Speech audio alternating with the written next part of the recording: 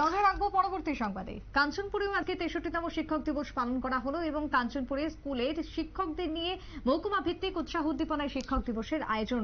বিশেষ করে আজকের এই শিক্ষক দিবসের দিনে সূচনা করলেন অনুষ্ঠানে জিটি এডিসির ইএম ভবরঞ্জন রিয়াং থেকে শুরু করে অন্যান্যরা।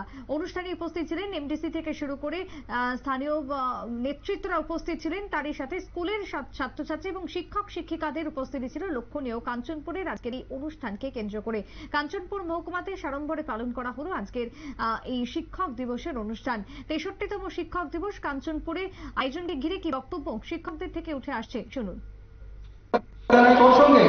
আজকে শিক্ষক এসেছে, তাদেরকে আমরা বলবো আপনারা আমাদের দেশ গড়ার কারিগর।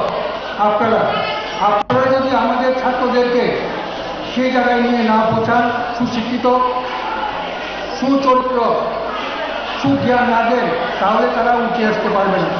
আমার জীবনে আমি দেখেছি, আমার লাইফে ডাক্তার, ইঞ্জিনিয়ার, প্রফেসর, পাইলট এইরকম আমার ছাত্র আছে।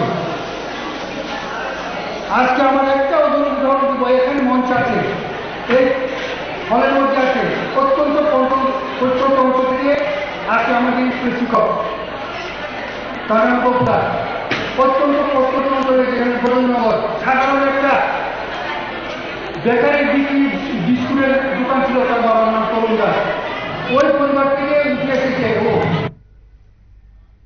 শিক্ষক দিবসের বক্তব্য আপনারা শুনলেন। আজকের শিক্ষক দিবসে ডক্টর সর্বপল্লী রাধাকৃষ্ণের এই প্রতিকৃতিতে মাল্যদান পুষ্পার্ঘ্য অর্পণের মধ্য দিয়ে শিক্ষক দিবস পালন চলছে গোটা রাজ্য জুড়ে। ছোট্ট বিরতির পর ফিরবো, সঙ্গে থাকুন।